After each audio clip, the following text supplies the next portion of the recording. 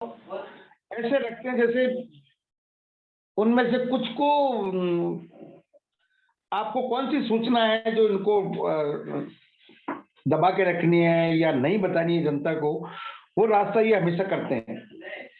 तो सूचना मांगने वाले को ही इतना वो करना पड़ता है कि उसको अध्ययन करना पड़ता है कि हाँ ये कौन सी सूचना इस डिपार्टमेंट में है, मुझे कैसे मिलेगी, क्या क्या है, वो सब अध्ययन का विषय है कि उस डिटेल बारीकी से जान वाली। मतलब मान लो अगर पंचायत भी है या कोई उसके वर्कसाइट का एक कोई लेना है तो उसमें क्या लेना है, क्योंकि इनके पास जो है वो सब ये अपने अधिकारियों को तो बताते हैं लेकिन जनता से ये उसको थोड़ा दूरी बनाए रखते हैं।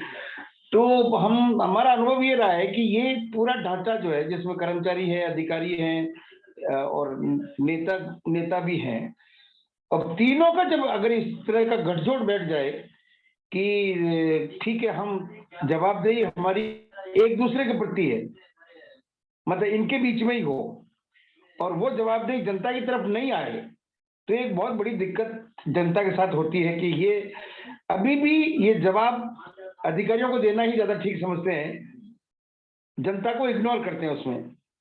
उनके ऊपर वाला अधिकारी कुछ कहता है तो और ऊपर वाला और ऊपर वाला और ऊपर वाला, और उसके आगे तो भगवान ही है, सबसे ऊपर वाले के बाद तो कुछ है ही नहीं।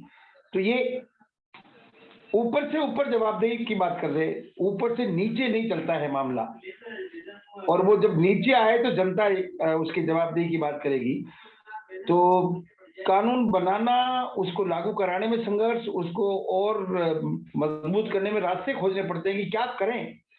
तो इस बार हमने, जैसे राजस्थान का मैं आपको उदाहरण बताऊं, राजस्थान सरकार ने कहा कि हम लोगों की खूब शिकायतें हैं और उन शिकायतों के लिए हम कैंप करेंगे।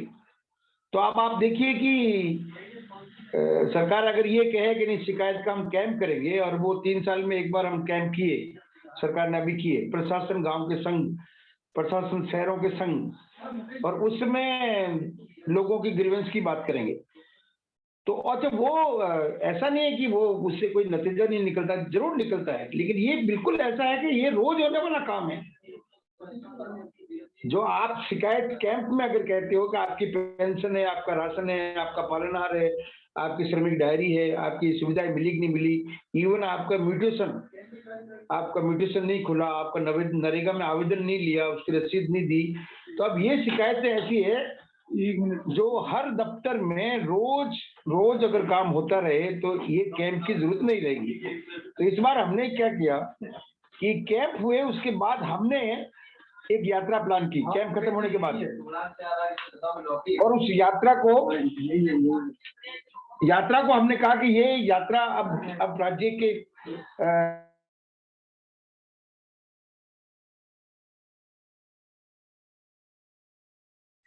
यात्रा में जुड़े और हम निकले, करीब 13 जिलों में गए। अब जनता के बीच हम क्या कहें कि क्या है आपकी, तो हमने पहले कुछ जानकारी जनता को दी और उसका रिएक्शन भयंकर हुआ है और ज्यादातर कर्मचारियों की तरफ से ही हुआ है। हमने एक उनको बताया कि स्टेट गवर्नमेंट का जो अगर हम उसका देखें राजस्व राजस्थान सरकार का, तो मैं आपको बता देता हूँ वो चौंकाने वाले तथ्य हैं। और ये एक चार्ट है, पता नहीं आपको ये दिखेगा कि नहीं दिखेगा। शिवानंद जी कुछ नजर आ रहा है क्या? मैं बोल सकता हूँ फिर नहीं हो हाँ तो। जी जी बिल्कुल कुछ नजर आ रहा है जी, जब आप स्थिर किए हैं तो नजर आ रहा है 2017-18, 2018-19 का कुछ समथिंग 50,605 करोड़ और फिर कुछ इस तरह हाँ, के। तो अब ये क्या है कि ये तनख्वाहें हैं, ये छुट मतलब कर्मचारी और अधिकारियों की। तो राज्य का जितना राजस्व आता है तो पूरा का पूरा राजस्थान में 17-18 में 50,605 करोड़ राज्य का कर राजस्व आया और 51,536 करोड़ पेंशन और तनख्वाह में गया, और 931 करोड़ कम पड़ा तो सरकार ने कर्जा लिया। 18-19 में 57,380 करोड़ राजस्व आया और 70,186 करोड़ पेंशन और वेतन में खर्च हुआ। तो कम पड़ा 12,806 करोड़। 19-20 में 62,244 करोड़ राजस्व आया और 69,827 करोड़ वेतन और पेंशन में खर्च हुआ, 10,583 करोड़ कम पड़ा। तो अब ये जो हम जनता के बीच में जाके बताएं कि ये आप देख सकते हैं कि किस तरह से पूरा का पूरा जनता का जो टैक्स है, जो भी इसमें जो 65% टैक्स इनडायरेक्ट टैक्स है, बाकी डायरेक्ट है, जितना भी आता है सबका सब केवल और पेंशन और इन पे खर्च होता है, वो भी कम पड़ता है। उसके बाद जनता क्यों नहीं जवाबदेही मांगे? तो ये चार्ट हमने लोगों को बताया। फिर एक चार्ट और बताया, वो भी बहुत चौंकाने वाला, उसका भयंकर रिएक्शन है। वो चार्ट था कि राज्य में, राजस्थान में कब से 191 डे ऐसे हैं जिस दिन अवकाश है, चाहे वो सैटरडे हो, चाहे वो संडे हो, चाहे वो पीएल है या सीएल है या मेडिकल है या उनकी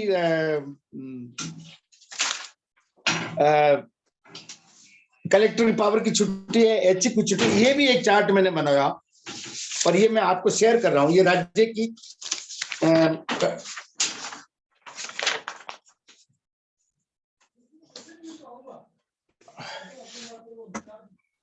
आप देख सकते हैं, ये चार्ट है। 191 दिन, 191 दिन तो ये काम ही नहीं करते और तनख्वाह नहीं कटती, तनख्वाह मिलती है। और राजस्थान राज्य की तनख्वाह बहुत बड़ी है, चाहे वो चतुर्थ श्रेणी कर्मचारी हो, चाहे फर्स्ट ग्रेड का हो। फर्स्ट ग्रेड की तनख्वाह रिटायरमेंट के टाइम में 3 लाख रुपए तक चली जाती है और यहाँ फोर्थ क्लास की तनख्वाह अपने रिटायरमेंट में वो 70-72 हजार रुपए के आसपास चला जाता है। वेतन आयोग होता है, जनवरी और जुलाई में तनख्वाहें बढ़ती है, इनको बोनस भी मिलता है। अब उसके बाद जनता जवाबदेही क्यों नहीं माने? 191 दिन तो ये काम ही नहीं करते और तनख्वाह लेते हैं। तो 6 महीने काम करो और 12 महीने की तनख्वाह लो। ये चार्ट भी हमने शेयर किया। और काम अगर करवाना है तो वो उसको सुविधा शुल्क देना पड़ता है अलग से। आप पटवारी जी से काम करवा लो, आपका म्यूटेशन का काम करवा लो, उसको सुविधा शुल्क देना पड़ेगा। स्कूल में अध्यापकों के बच्चे, खुद के अध्यापकों के बच्चे भी प्राइवेट में जाते हैं और उनसे अगर बात करो कि बच्चे पढ़ाई में कमजोर है तो अध्यापक जी कह देते हैं कि यार ट्यूशन करवाओ फिर तो। और हॉस्पिटल में अगर डॉक्टर से बात करो कि आजकल ठीक से फर्क नहीं पड़ रहा है तो आपको ज्यादा फर्क करवाना है तो आप घर पे आ जाओ। तो ये जो ढांचा बन गया है पूरा कि पैसा भी लो और काम के प्रति जवाबदेही नहीं है, तो वो एक बहुत बड़ा एक सवाल बना है।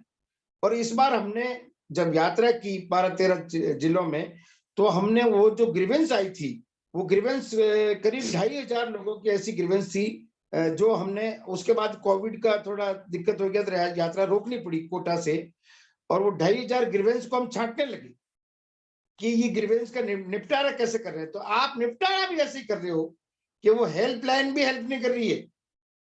और आपके राजस्थान में 96 लाख लोगों की शिकायतों का 80% निस्तारण हो गया।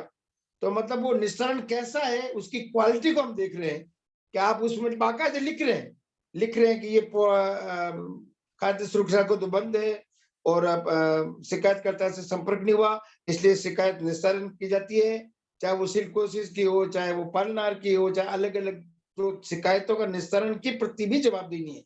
तो हम ये कह रहे हैं कि जब आप नरेगा मजदूर को आप कहते हो कि भाई पूरा काम करोगे तो पूरा दाम देंगे, और उसके काम में अगर काम कम है तो आप कटौती करते हो, तो आपके कर्मचारियों पे पेनल्टी क्यों नहीं लगे? कर्मचारियों के साथ ये हो गया है कि जब तक वो संविदा पे है, जब तक वो कच्चे, हम कह सकते हैं संविदा पे है, कच्चे हैं, तो तब तक तो काम करते हैं, और जैसे ही वो पक्के हो जाते हैं तो उसके बाद परमानेंट काम बंद कर देते हैं। उसके बाद आपकी उनकी मर्जी चलती है, जनता की मर्जी नहीं चलती। तो इसलिए हमारा कहना ये है कि इनके ऊपर पेनल्टी हो, जुर्माना हो, कुछ तो हो।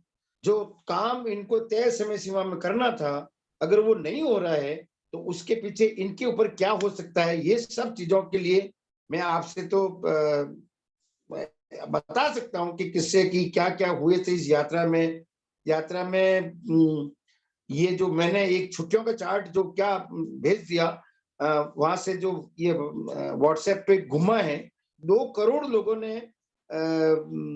उसको देखा है। रिएक्शन भी आए उनको। मेरे ऊपर ज्यादा रिएक्शन यही था कि ये इस बूढ़े का दिमाग खराब हो गया है, इसकी सरकारी नौकरी नहीं मिली इसलिए हमको तंग करता है। लेकिन हम ये नहीं कह रहे कि आपकी तनख्वाह कम करो, अरे भाई तनख्वाह ले लो लेकिन काम तो करो जनता का।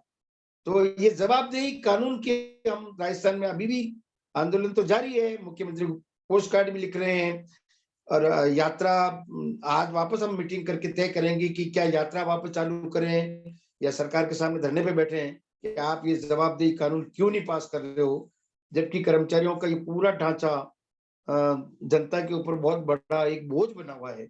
मुझे तो वो बोझ ही लगता है, क्योंकि आप अगर मान लो किसी कर्मचारी को ये कह दो कि तेरी सरकारी नौकरी तब तक पक्की रहेगी जब तक तेरे बच्चे सरकारी सिस्टम का लाभ उठाएंगे।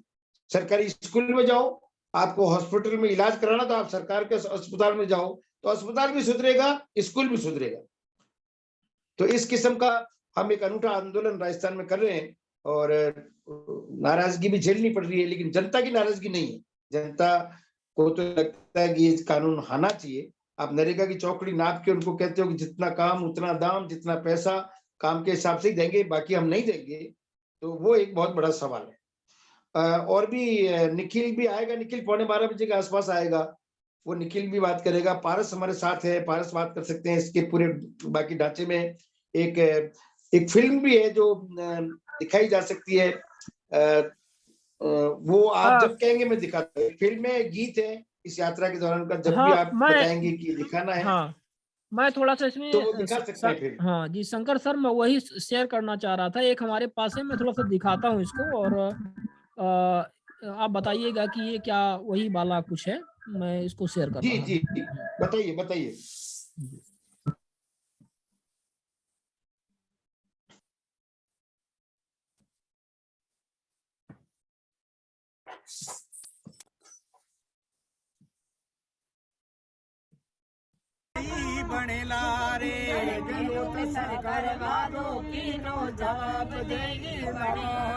ये वाली नहीं है।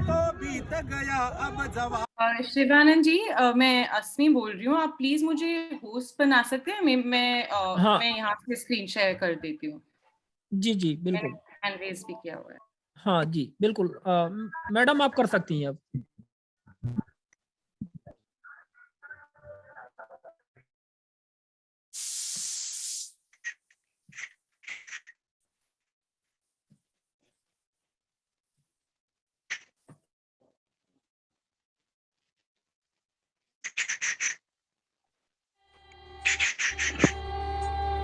नमस्कार। सबको दिखाई दे रहा है और सुनाई दे रहा है? बराबर है जी, बिल्कुल।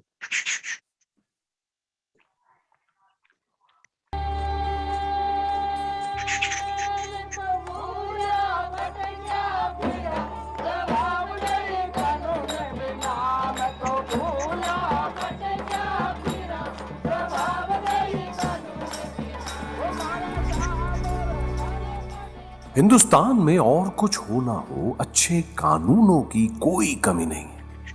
हम लोगों के लिए बनाई पॉलिसीज, योजनाओं को हर जगह पहुंचा पाएं या नहीं, पर नीतियां और योजनाएं बहुत हैं और अच्छी हैं।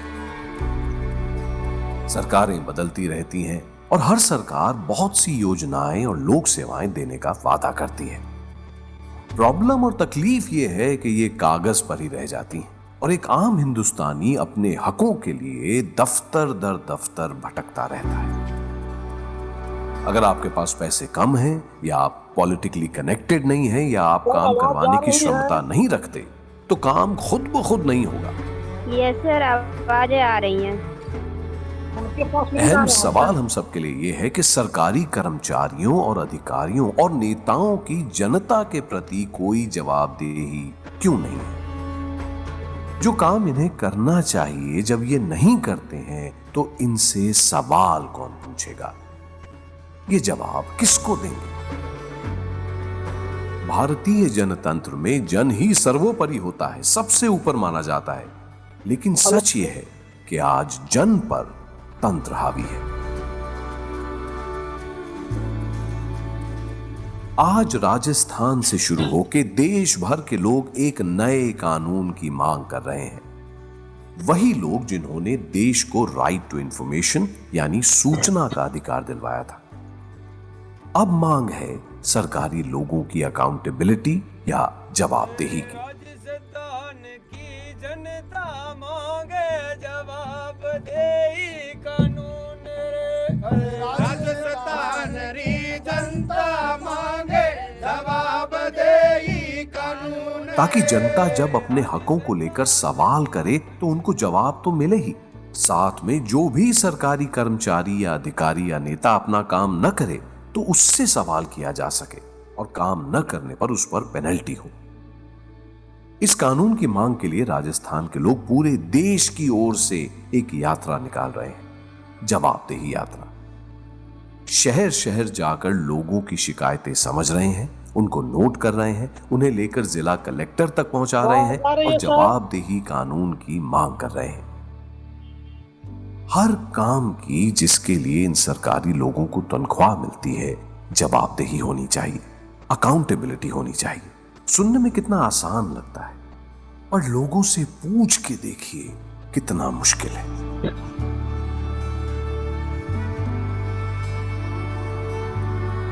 इसी मुश्किल को आइए आसान बनाते हैं, लोकतंत्र को, डेमोक्रेसी को मजबूत करते हैं। लोकतंत्र जिन लोगों से बनता है उनको ऊपर उठाते हैं। वक्त आ गया है एक जवाबदेही कानून बनाते हैं।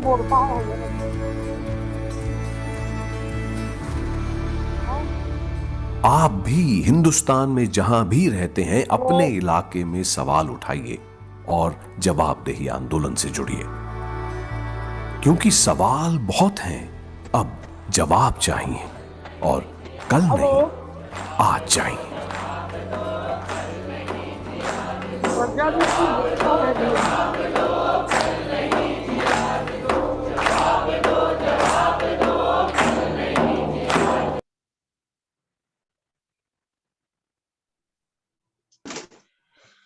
जी,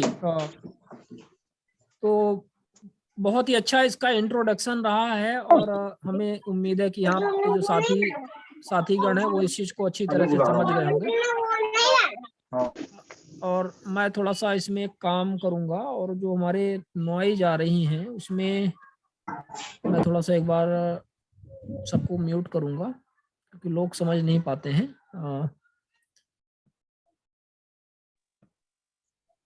आवाज आ रही है सर?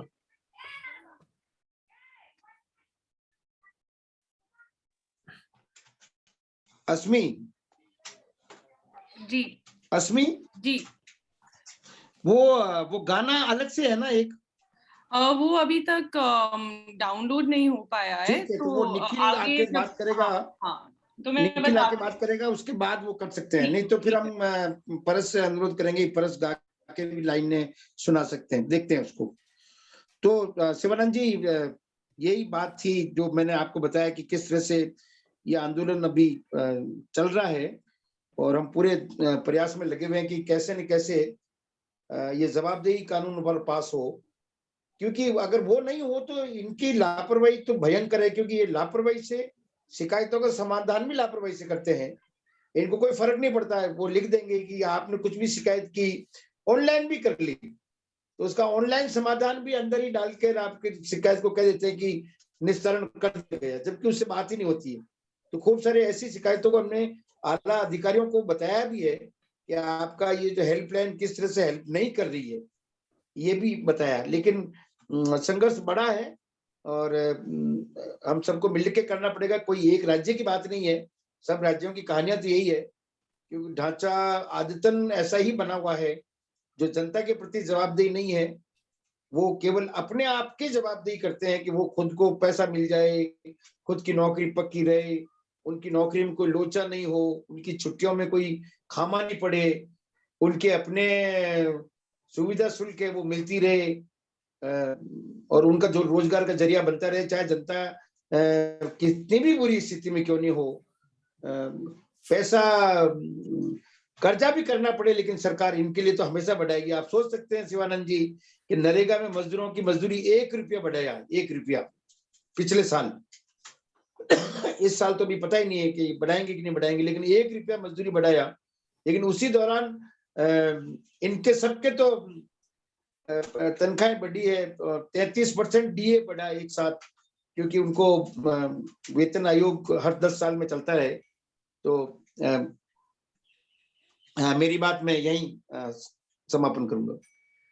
जी बिल्कुल शंकर सर, आपने जो भी बात कही है यथार्थ कही है, सच्चाई है। हम सब लोग इसके भुक्तभोगी हैं और यही स्थिति है। किसानों की स्थिति, मजदूरों की स्थिति जो जैसी थी उससे बदतर होती जा रही है। किसान कितना भी उत्पादन करता है, हम लोग गांव में रहते हैं और देखते हैं कि वो अपने बच्चों को शिक्षा नहीं दे सकता और अपना पूरा उसको वस्त्र की व्यवस्था नहीं कर सकता। मतलब छोटे किसानों की अपन बात कर रहे हैं जो मतलब 8-10 एकड़ तक के हैं, और यदि उनके घर में 2 और 4 इस तरह से हो गए हैं तो वो कोई यदि ऐसी मेडिकल इमरजेंसी आ जाए, हालांकि अब तो कुछ योजनाएं आ रही हैं आयुष्मान वगैरह, पर यदि ऐसी कोई विशेष व्यवस्था के लिए उनके पास कोई भी मतलब रास्ते नहीं है, तो ये स्थिति है। और साथ में जिस तरह से आपने कहा कि जो सरकारी कर्मचारी हैं या इंडस्ट्री हैं, उनके लिए तो पूरा सरकार ने खोल करके रखा हुआ है।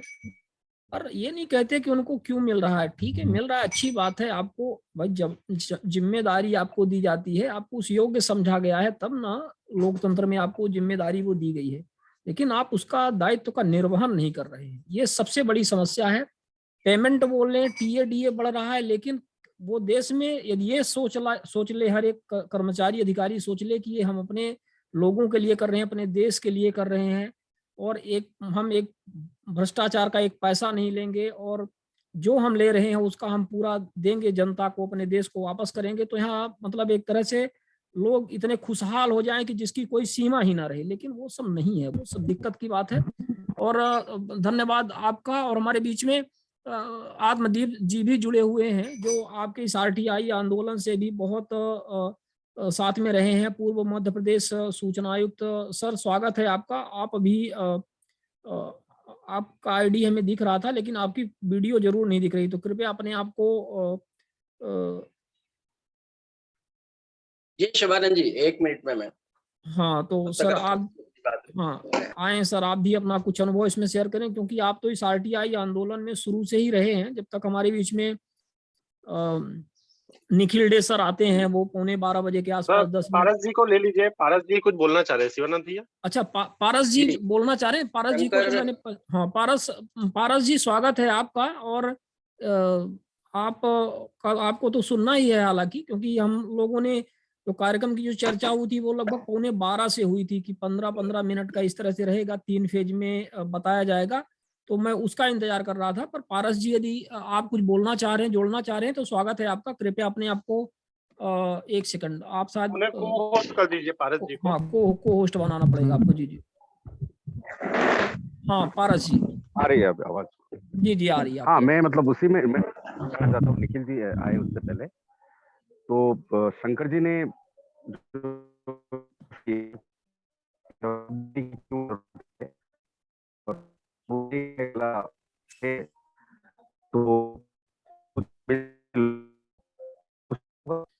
आपकी आवाज नहीं आ रही है ठीक से। हाँ आपकी आवाज में कुछ दिक्कत का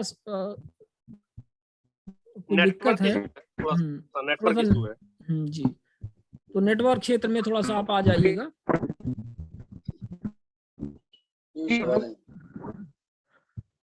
हेलो जी हाँ आपका वीडियो तो दिख रहा है। हाँ जी नहीं मैं वीडियो बंद कर देता ताकि आवाज ठीक आएगी नेटवर्क की। अब आ रही आवाज? हाँ अब आपकी आवाज आ रही। तो ये हम शंकर जी ने पूरा बताया, जवाबदेही का एक परिप्रेक्ष्य,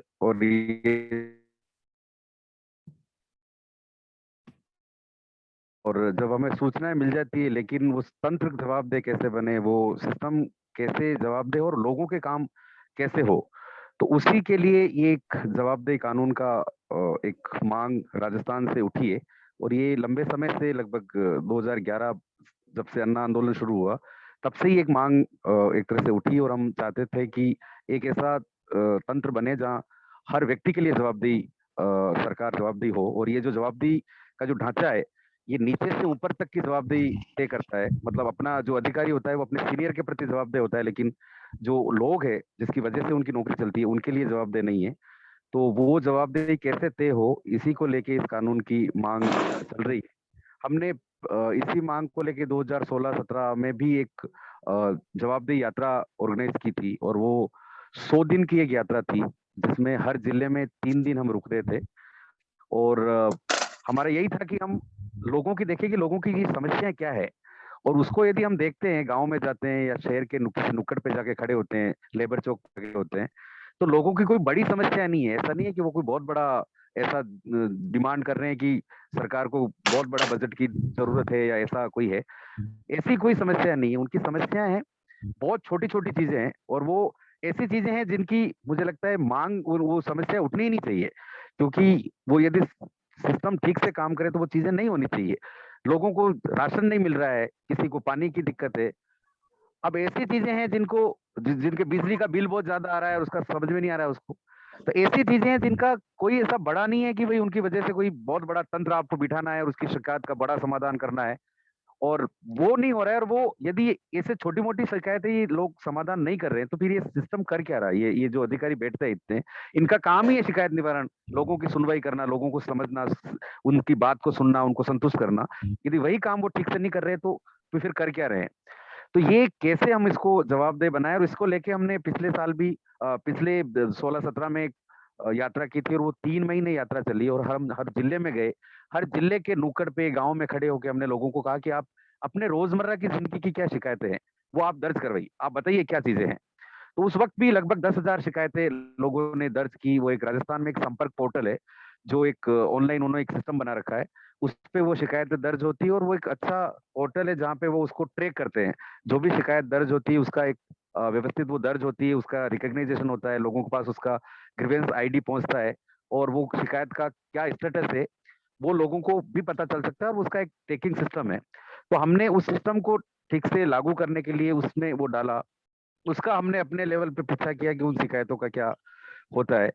इस बार भी हमने इसी तरह का एक सिस्टम किया कि हम जो शिकायतें दर्ज हो रही है, अभी हमने जो शंकर जी ने बताया, अभी हमने हमारा प्लान था कि हम लगभग 1 महीने की ये यात्रा, लगभग 1.5 महीने ये यात्रा चलेगी, लेकिन कोविड की वजह से वो बीच में रोकना पड़ा। लेकिन जिस दरमियान हम चल रहे थे, उस दरमियान लोगों की शिकायतें दर्ज हो रही थी, वो बहुत छोटी छोटी शिकायतें थी। किसी को राशन नहीं मिल रहा है। कई लोग ऐसे हैं राजस्थान में जो घुमंतु समुदाय के लोग हैं, जिनके रहने खाने पीने की कोई व्यवस्था नहीं है, वो एक जगह से दूसरे जगह रोजगार की तलाश में चलते फिरते हैं, या कई वो लोग बस गए हैं तो उनको पट्टा नहीं है, वह रोज उनको परेशान करते हैं। तो ऐसे लोगों की पट्टा की समस्या है, रहने की, आवास की समस्या है, नरेगा में काम नहीं मिल रहा है, नरेगा में उनको पेमेंट की ऐसी दिक्कत है, जहाँ फॉरेस्ट राइट्स एक्ट में लोगों को पट्टे नहीं मिल रहे हैं जो कि मिलने चाहिए थे। तो ऐसी शिकायतें, राशन, पेंशन, नरेगा, जो बहुत ही काम होने लायक है, ऐसी शिकायतें लोगों की दर्ज हुई, और वो शिकायतें हम लगभग 12-13 जिलों में गए, और 2400 शिकायतें हमारे पास उस रूप की पहुंची।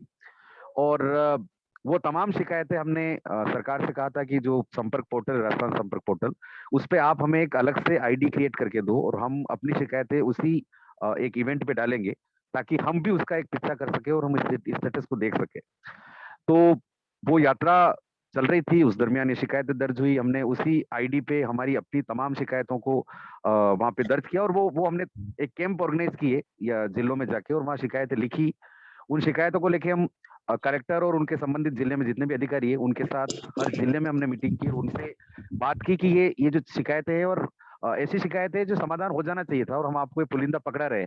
और मजे की बात यह है कि उससे 1 महीने पहले या 15 दिन पहले उस जिले में प्रशासन गांव के संग एक कैंप हुआ, और वो प्रशासन गांव के संग कैंप का मतलब ही यही था कि आपकी जो भी छोटी मोटी समस्याएं हैं, शिकायतें हैं, हम क्योंकि ठीक से काम नहीं कर पा रहे हैं, तो एक दिन ऐसा तय करेंगे जिसमें हम तमाम लोग आके, पूरा विभाग आपके पंचायत में बैठेगा, सारा विभाग, सारे डिपार्टमेंट, और एक ही छत के नीचे हम एक साथ मिलकर जो भी चीजें हैं उसका समाधान करेंगे। लेकिन बहुत अच्छा कॉन्सेप्ट है, होना चाहिए वो तमाम चीजें, लेकिन बहुत जैसा सिस्टम है वैसा ही वो चलता है। वहां भी उन लोगों की शिकायतें का समाधान नहीं हुआ। जैसे वो लगते हैं इतने सारे तमाम टेबल, यदि लोग जैसे पहले लोग दफ्तर में घूमते हैं अपनी शिकायतें लेके, वहां भी उस कैंप में भी लोग टेबल टेबल पे जाके अपनी शिकायतें लेके घूम रहे थे, कोई ज्यादा फर्क उससे नहीं पड़ा। और उस कैंप के 1 महीने बाद या कुछ दिनों बाद हम जब वापस गए, तो वही कैंप में जो शिकायतें उठ रही थी वही हमारे पास वापस आई।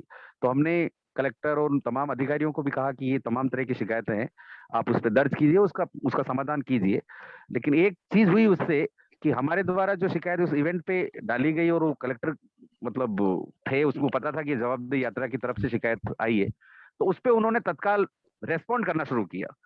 और वो हमारी यात्रा बीच में हमें स्थगित करनी पड़ी, और ये आंदोलन तो जारी है। तो हमने आंदोलन का एक नया स्वरूप शुरू किया, और उस स्वरूप के तहत हमने जयपुर में हमारा एक कंट्रोल रूम शुरू किया कि हम जो तमाम हमारी शिकायतें दर्ज हुई है, उन शिकायतों का हम पीछा करेंगे, उसका एक एक शिकायत का स्टेटस देखेंगे कि वो शिकायत पे सरकार क्या कर रही है। तो हमें वो एक्सेस मिली हुई है कि कोई शिकायत हमने दर्ज की है तो उसका हम स्टेटस देख सकते हैं। तो हम 2400 शिकायतें हमारी लगभग उस पर दर्ज हुई थी यात्रा के दरमियान। इसके बाद भी हमारे तमाम जो लोग हैं वो शिकायत का आंदोलन, हमारा एक तरह से आंदोलन का यात्रा का एक सेकंड फेज आंदोलन का शुरू हुआ है, उसका स्वरूप बदला है।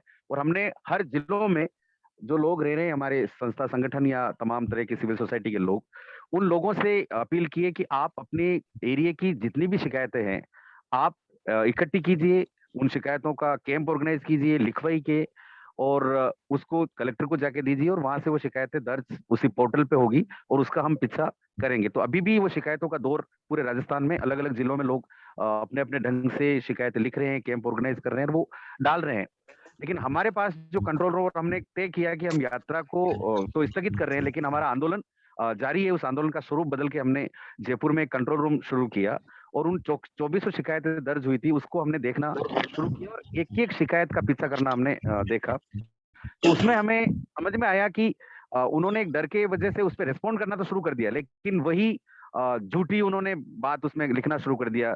जैसे उसमें ये है कि जब भी शिकायत दर्ज होती है और उसके समाधान के लिए जो शिकायत करता है उसको हेल्पलाइन से फोन जाएगा, नहीं है, संतुष्ट है तो शिकायत का समाधान, उसको रिजोल्व बंद कर दिया जाता है। और यदि आप संतुष्ट नहीं है तो शिकायत को आगे बढ़ा दिया जाता है कि उसका अगली और कार्रवाई क्या हो सकती है उस पे। लेकिन कई शिकायतें ऐसी है जिसपे उन्होंने ये कह के बंद कर दिया कि हमने उन लोगों को फोन किया है लेकिन शिकायतकर्ताओं ने फोन नहीं उठाया या उनका फोन लगा नहीं, और उसमें लिख दिया उन्होंने कि शिकायतकर्ता से बात करने की कोशिश की, उनका फोन बंद था, इसलिए इस शिकायत का निस्तारण किया जाता है।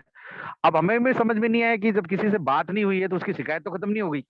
यदि फोन उसका नहीं लगा है तो शिकायत थोड़ी खत्म हो गई, शिकायत तो है ना उसकी। आप आज बात नहीं हुई, उससे कल बात कीजिए, वापस बात कीजिए, ट्राई कीजिए। हो सकता है गांव में लोग रहते हैं, नेटवर्क की समस्या है और कोई दिक्कत है, लेकिन वो उन्होंने कोशिश नहीं किया। उन्होंने आनंद फानन में जैसे उनको लगता था कि कैसे शिकायत का 2400 शिकायतें आई है, कैसे इसका हम निस्तारण करें, और डेटा में हम दिखा दें कि हमने इतने % शिकायत का निस्तारण कर दिया, इतनी संख्या में शिकायत का निस्तारण कर दिया, लेकिन उसकी क्वालिटी को वो नहीं देख रहे हैं कि क्या शिकायत थी, उससे किस लेवल पे उस व्यक्ति से बात करनी चाहिए, क्या समाधान की कोशिश करनी चाहिए, वो उसको नहीं देख रहे हैं। और जब हमने जिन लोगों का उन्होंने कहा कि हमने संपर्क करने की कोशिश की फोन से और उनका फोन बंद था इसलिए हम इस शिकायत का निस्तारण करते हैं, हम लोगों ने उनसे बात की तो उन बहुत लोगों के फोन उसमें चल रहे थे, और ऐसा नहीं था कि उनका फोन बंद था। उनसे हमने पूछा भी कि भाई आपके पास कोई फोन आया, तो उन्होंने कहा हमारे पास कोई फोन नहीं आया। तो हमारा यही था, जब हम जो शंकर जी और साथी लोग जब मुख्यमंत्री के साथ सामने ये चीज गई और उन्होंने एक मीटिंग ऑर्गेनाइज की वहां पे और ये बात वहां पे रखी गई, तो उसमें यही था कि जब आपकी संपर्क लाइन से कोई फोन कर रहा है संपर्क से, तो उनसे बात नहीं हो पा रही, और जब उसी व्यक्ति से हम बात कर रहे हैं तो हम कैसे बात कर पा रहे हैं उससे। तो ये जो उनका तरीका है कि कैसे लोगों को गुमराह किया जाए, कैसे उसका आपने ऑनलाइन सिस्टम बहुत अच्छा बना दिया, लेकिन उसमें भी आपने तरीका ढूंढ लिया कि ठीक है फोन करो, उनका कह दिया कि फोन नहीं लगा तो आपको उसका निस्तारण कर दिया। फिर दूसरी तरह की हमें समझ में आई उसमें कि जो काम होने लायक था, जिसका नियम है कि वो कानून के नियमों के तहत हो सकता है, लेकिन उसका भी उन्होंने कुछ भी गोलमाल जवाब देके उसका समाधान कर दिया, और उसमें लिख दिया कि इसका निस्तारण हो गया। जैसे कि एक एग्जांपल है कि कुछ लोग, बहुत सारे जो गांव में लोग रहते हैं और उन लोगों के जो जमीनें हैं वो चारागाह जमीन पे बसे हुए हैं, और चारागाह जमीन का पट्टा नहीं मिल सकता था, ये एक नियम बरसों से बना हुआ है सुप्रीम कोर्ट के ऑर्डर के तहत। लेकिन अभी हाल ही में राजस्थान सरकार ने एक नीति बनाई है, चारागाह नीति, और उसके तहत उन्होंने कहा कि 35 साल से पुराने यदि काबिज लोग हैं तो उनको हम उस जमीन का रहने के लिए पट्टा दिया जा सकता है। लेकिन ऐसी कई शिकायतें दर्ज हुई जिसमें उन्होंने लोगों ने शिकायत की थी कि हम जिस जमीन पे रह रहे हैं हमारा उसका पट्टा नहीं मिला है। तो बहुत सारी शिकायतों का समाधान उन्होंने उसमें ये लिख के दे दिया कि आपकी, चूंकि आप चारागाह जमीन पे बसे हुए हैं और सरकार का नियम है कि उसमें जमीन का पट्टा नहीं मिल सकता, जबकि ये नियम बदल चुका है।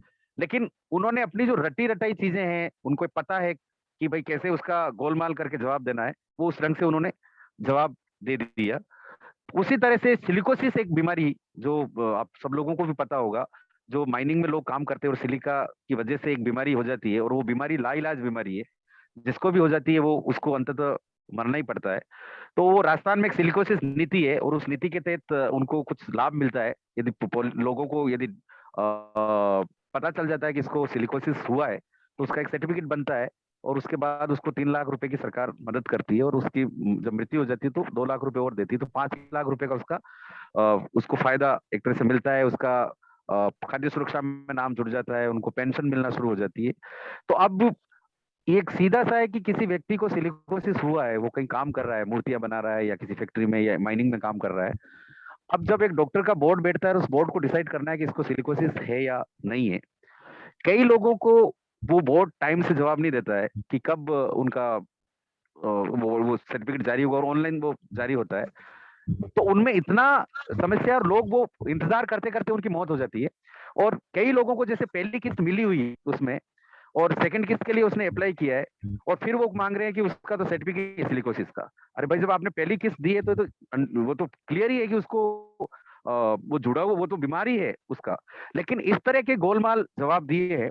तो अभी हमारा जो कंट्रोल रूम है, वो कंट्रोल रूम जयपुर में चल रहा है, और उन तमाम तरह की एक एक शिकायत का पीछा कर रहे हैं, और ये देखने की कोशिश कर रहे हैं कि सरकार उसमें क्या जवाब दे रही है, और हम उस व्यक्ति से वापस पूछ रहे हैं कि उसको क्या जवाब मिला, और वो यदि संतुष्ट नहीं है तो शिकायत को कैसे हम रिओपन करें और एक एक शिकायत का पीछा करें। और साथ ही तमाम तरह के जो मुद्दे निकल के आते हैं उस शिकायतों में, तो हम कोशिश करते हैं कि उनका एक तरह से उसका एनालिसिस करके संबंधित विभाग में जाके उनसे मिलें, और उनको कहें कि आपकी शिकायत का जो आपकी हेल्पलाइन है या राजस्थान संपर्क पोर्टल है, या आपके जो नीचे के लोग जो काम कर रहे हैं, जो शिकायत दर्ज हुई है, उसका समाधान करने का या निस्तारण करने की क्वालिटी क्या है, और उसकी एक जवाबदेही वहां तय की जाए। और ये सीधा सा बात है कि किसी की जवाबदेही नहीं होने की वजह से वो कुछ भी झूठ बोल जाता है। यदि उससे ये पूछा जाए वापस कि आपने ऐसा गलत जवाब क्यों दिया, तो उसको डर होगा इस बात का। लेकिन आज वो व्यवस्था नहीं है कि यदि उसने गलत भी लिख दिया तो उसको कोई पूछने वाला नहीं है। तो हम इसीलिए वो चाहते हैं जवाबदेही कानून, कि उस संबंधित आदमी काम करने से पहले वो 10 बार सोचे कि मैं जो ये चीज लिख रहा हूँ या जिसका मैं कुछ कह रहा हूँ, इसका मुझे कोई न कोई पूछने वाला है, इसका मुझे कहीं न कहीं जवाब देना है। तो यदि ये डर उसमें नहीं है तो वो कुछ भी गोलमाल करके कुछ भी उसमें लिख देता है, कुछ भी कह देता है। लेकिन ये जवाबदेही कानून की मांग ही हमारी इसलिए है कि ये कानून आ जाए, तो चाहे गरीब हो, चाहे दलित हो, वंचित हो, किसी भी तरह का गांव का हो, शहर का हो, जो जरूरतमंद व्यक्ति है वो अपनी शिकायत करे या अपनी बात कहे या अपनी डिमांड रखे, तो उसका समाधान करने से पहले वो संबंधित अधिकारी सोचे कि मैं इसको जो लिख के दे रहा हूँ इसमें कुछ गोलमाल तो नहीं कर रहा हूँ, और ये गोलमाल मैंने यदि कर दिया है तो मेरे को कोई न कोई पूछेगा, आज नहीं तो वो कल पूछेगा, और मुझे उसका जवाब देना पड़ेगा।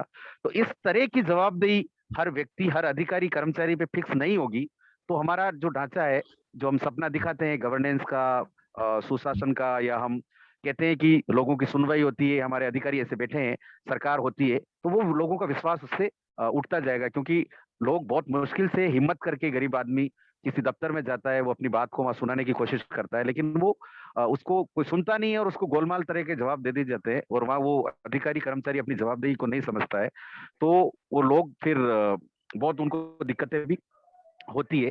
तो हमारा जो मोटा तरीका, जो मोटा कॉन्सेप्ट है जवाबदेही कानून का, वो यही है कि लोगों की सुनवाई, और उस पे लोग वो अधिकारी को डर बैठे और उसको पता चले कि मुझे किसी न किसी को इस बात का जवाब देना है, और मैं इसमें कुछ गड़बड़ नहीं कर सकता उस रूप से। तो ये एक प्रक्रिया जो जवाबदेही यात्रा था, और हमारा एक आंदोलन का एक स्वरूप हमने जयपुर में शुरू किया है, जो कंट्रोल रूम हमारा चल रहा है, और उसमें पूरे 5-10 लोग बैठ के डेली उन लोगों को फोन करते हैं, उनका हर शिकायत का एक ट्रैकिंग कर रहे हैं, उसका कोशिश कर रहे हैं कि उसकी क्वालिटी, जो समाधान की क्वालिटी है उसको हम देखें, उसका एनालिसिस करें और संबंधित अधिकारियों से जाके उस शिकायत की वापस शिकायत दर्ज कराएं कि कैसे आपकी शिकायत हमने दर्ज करी, तो उसका समाधान की आपका की जो गुणवत्ता है वो कितनी गिरी हुई है, और कुछ भी आपको ऊपर के अधिकारी को उनको संतुष्ट करना है, इतनी शिकायतें दर्ज हुई है, उसका डेटा को घटाना है कि हमने इतना समाधान कर दिया।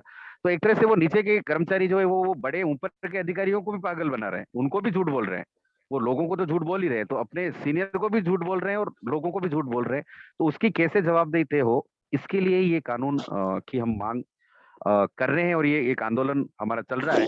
अभी हम सोच रहे हैं कि ये तो हमारा जारी रहेगा, लेकिन आंदोलन को हम वापस, क्योंकि बजट सत्र अभी चल रहा है और बजट सत्र में हम चाह रहे हैं कि ये कानून आए, अलग अलग ढंग से उन पे कैसे प्रेशर पड़े सरकार पे, तो उसके लिए पोस्ट कार्ड भी लिखे जा रहे हैं, उसके लिए शिकायतों का एक ये सिस्टम भी चल रहा है।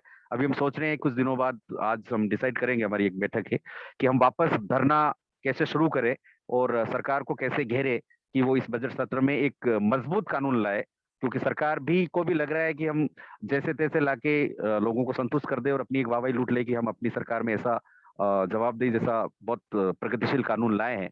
लेकिन उस कानून में कितनी मजबूती है, कितना उसमें उनको एक तरह से जवाबदेह तय किया गया है, उस कानून मजबूत कानून आए, इसके लिए हम फिर से एक धरना आंदोलन फिर से शुरू कर रहे हैं। और हम उसमें सब लोगों की आपका भी समर्थन चाहते हैं और सहयोग चाहते हैं कि आप अलग अलग जगह से अपने जिस भी तरीके से आप समर्थन उसमें कर सके आप उसमें करें।